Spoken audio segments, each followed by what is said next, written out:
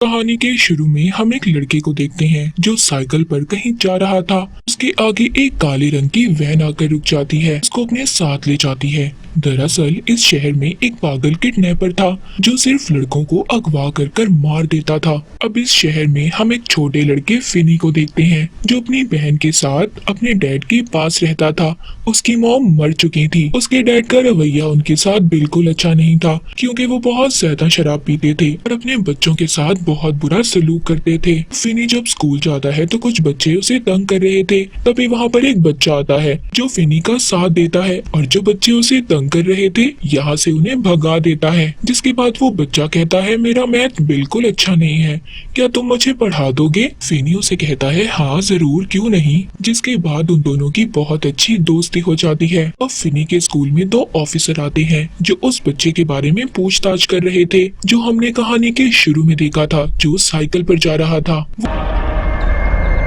वो officers Finney की बहन को बुलाते हैं और पूछते हैं तुम्हें कैसे पता चला कि किडनैपर के पास काले रंग के गुब्बारे हैं। दरअसल यहाँ पर उस लड़के की बहन फिनी की बहन की क्लास में पढ़ती थी और इसने उस लड़के की बहन को बताया था कि जिस आदमी ने तुम्हारे भाई को किडनैप किया है उसके पास काले रंग के गुब्बारे थे। अब ऑफिसर कहते हैं हाँ तुम सच कह रही हो, जिस जगह से वो लड़का गायब हुआ, जहाँ से हमें उसकी साइकिल मिली, उधर हमें काले रंग के गुब्बारे मिले हैं। पर तुम इस बात को कैसे जानती हो? क्या तुम उधर मौजूद थी? तो वो कहती है नहीं, मैंने सपना देखा था। यहाँ पर हमें पता चलता है कि फिनी की बहन को सपने में जो कुछ भी नजर आता था वो सच होता था। अब ऑफिसर्स उसके डैड के पास भी पहुँच गए थे पूछताछ करने के लिए, मगर जब वो घर वापस आते हैं तो वो अपनी बेटी यानी कि फिनी की बहन को बहुत मारते हैं और डांटते हैं। कहते हैं कि ऑफिसर्स को ये सब तुमने क्यों कहा कि तुमने किडनैपर के पास काले रंग के गुब्बारे देखे हैं? वो कहते हैं मैंने देखे हैं, मुझे सपना आया था।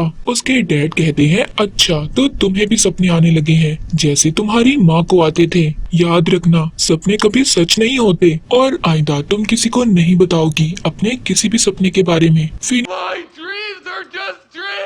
और उसकी बहन अपने डैड के ऐसे रवैये से बहुत ज्यादा परेशान थे क्योंकि वो हर वक्त अपने बच्चों के साथ बुरा सलूक करते थे। जिसके बाद हम फिनी के नए दोस्त को देखते हैं जिसने स्कूल में उसे बच्चों से बचाया था। उसके सामने भी वही काले रंग की वैन थी जिसके अंदर से किडनैपर आकर उस लड़के को भी उठाकर ले जाता है। उसको भी इस किडनैपर ने अगवा कर लिया था। स्कूल में अब फिनी को बचाने वाला कोई नहीं था, इसीलिए अब दोबारा से बच्चे उसको तंग करना शुरू कर देते हैं। तभी बच्चे जब उसको परेशान कर रहे थे, मार रहे थे, उधर फिनी की बहन आ जाती है, उसको उन बच्चों से बचाती है। अब इन सब के बाद फिनी की बहन उससे कहती है तुम घर जाओ, मैं अपनी दोस्त के घर जा रही हूँ और आज रात वहीं पर रुकूंगी। फिनी अब जब अकेला घर जा रहा था तभी ये देखता है उसके सामने काले रंग की वही वैन थी जिसमें किडनैपर आकर बच्चों को अगवा करता था। अब वो आदमी अपनी वैन के नीचे से कुछ सामान उठा रहा था और फिनी से मदद मांगता है। अब जब वो उसकी मदद करने लगता है तभी वो बहुत सारे काले रंग के गुब्बारे वैन से बाहर निकालता है और फिनी को वैन में डाल कर ले जाता है। ये बेहोश हो गया था।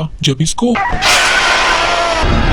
होश आता है तो ये एक काले अंधेरे कमरे में था जो पूरी तरह से साउंड प्रूफ था, मतलब यहाँ से किसी भी किस्म की कोई आवाज बाहर नहीं जा सकती थी। तो यहाँ पर इसके चीखने चिल्लाने का भी कोई फायदा नहीं था। तभी फिनी के पास वही किडनैपर आता है जो इसको यहाँ पर लाया था और उसने खौफनाक किस्म का मास्क पहना हुआ था। इसका नाम ग्रैबर था। वो कहता है तुम्हें डरने की जरूरत नहीं है, मैं तुम्हें कुछ नहीं कहूँगा, और ये कहकर वो यहाँ से चला जाता है। जब ये चला जाता है तो उसके जाने के बाद ये देखता है उधर एक ब्लैक फोन, खिड़की और एक टॉयलेट था और इसके अलावा यहाँ पर कुछ भी नहीं था जिधर ग्रैबर ने फिनी को कैद किया हुआ था। मगर वो ब्लैक फोन डेड था, यानी कि वो चलता ही नहीं था, उसकी तार टूटी हुई थी। दरअसल ये एक बेसमेंट थी और फिनी यहाँ पर परेशान था कि वो यहाँ से कैसे जाएगा। तभी अचानक से फोन की घंटी बजती है। ये डर गया था, ये हैरान हो जाता है कि फोन की तो तार ही नहीं है तो फिर इस पर कोई फोन कैसे कर सकता है। जब फिनी फोन उठाने लगता है तो अब उसकी घंटी बंद हो जाती है। तभी उधर ग्रैबर भी आ गया था। कहता है पहले भी फोन की घंटी बजती थी, मैं नहीं जानता कि ऐसा क्यों है। ये कहकर वो यहाँ से चला जाता है। उसके जाने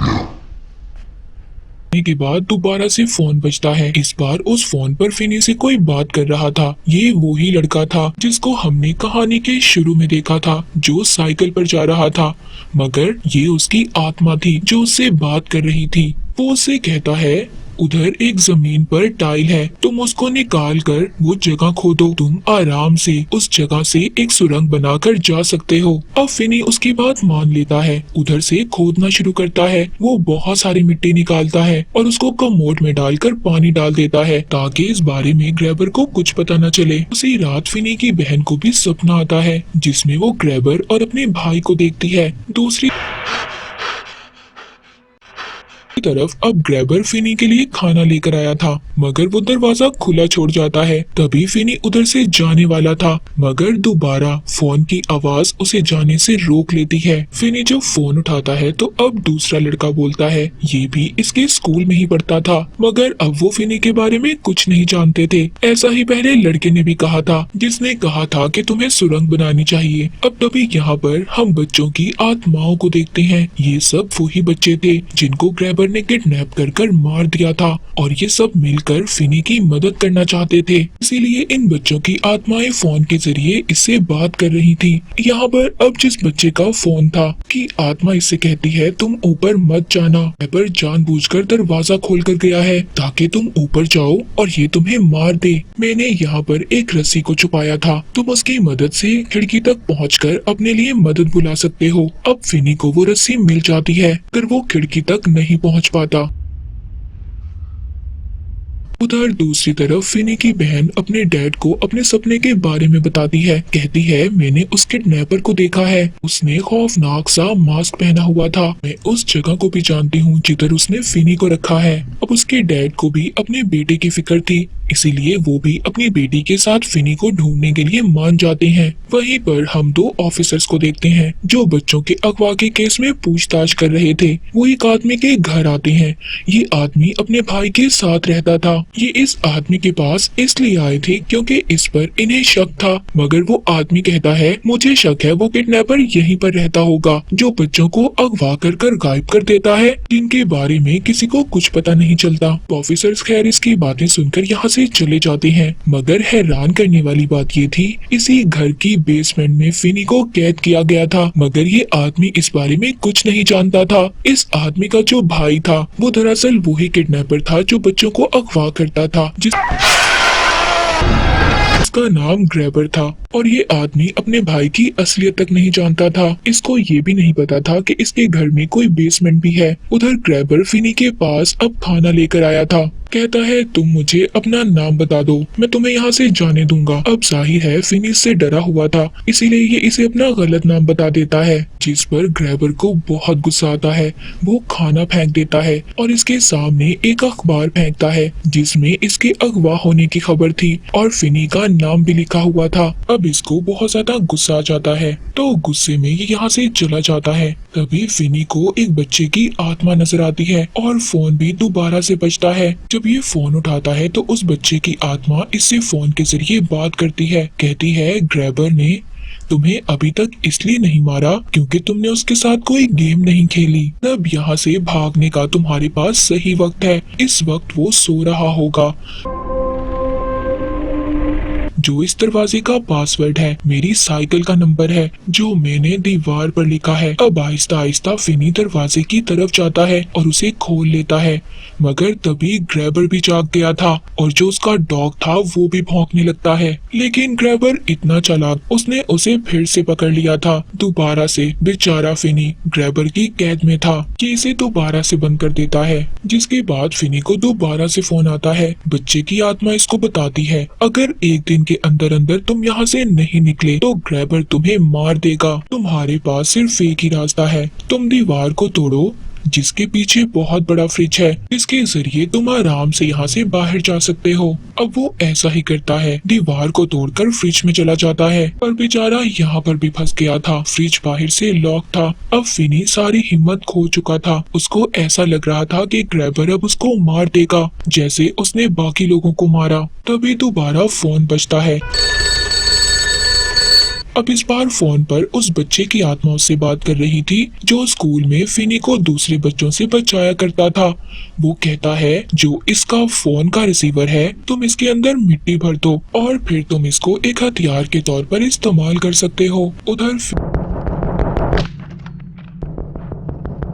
फिनी की बहन साइकिल पर बारिश में ग्रैबर के घर को ढूंढ रही थी क्योंकि उसने अपने सपने में उसका घर देख लिया था। तभी उन्हीं पांचों बच्चों की रूहें आत्माएं सामने आ जाती हैं जिन्हें ग्रैबर ने मार दिया था। ये उन्हें देखकर डर जाती है और साइकिल से नीचे गिर गई थी। तभी वो अपने सामने वही घर देखती है जो इसने सपने में देखा था। अब ये घर जाकर ऑफिसर्स को कॉल करती है और उन्हें उस घर के बारे में बताती है जो इस केस की छानबीन कर रहे थे। जिसके बाद हम उसी आदमी को देखते हैं जो ग्रैबर का भाई था। अब उसको अपने भाई पर शक हो गया था। वो जब नीचे उतरता है तो नीचे उसको एक बेसमेंट मिलती है। उधर ये फिनी को देखकर बहुत ज्यादा हैरान हो गया था, मगर इससे पहले कि उसे बचाता, ग्रैबर आकर उसे मार देता है। अब ग्रैबर फिनी को भी मारना चाहता था। वो दरवाजे पर अपना डॉग बांध देता है और फिर फिनी को मारने की कोशिश करता है। फिनी बेचारा अपनी जान बचाकर इधर उधर भाग रहा था। अब जब ये फिनी के करीब आता है तभी ये एक गड्ढे में गिर जाता है जो फिनी ने बनाया था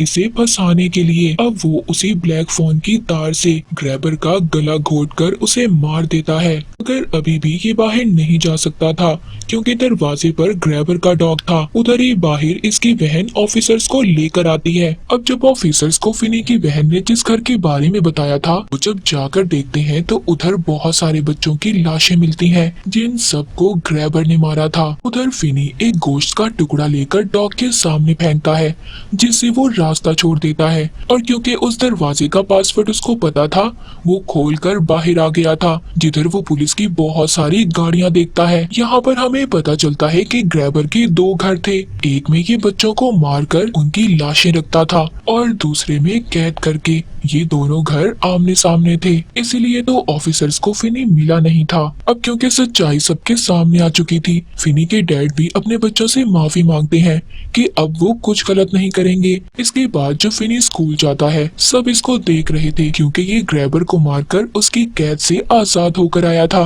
अब ये पूरी तरह बदल चुका था। ये पुराना डरा हुआ फिनी नहीं था। इस मूवी के आखिर में हमें ये मैसेज मिलता है कि हमें देखकर और सोच समझकर किसी की भी मदद करनी चाहिए, वरना ये हमारी बहुत बड़ी गलती भी साबित हो सकती है, जैसे बेचारे फिनी और दूसरे बच्चों ने की। और इसी के साथ ये मूवी यहीं पर खत्म हो जाती है।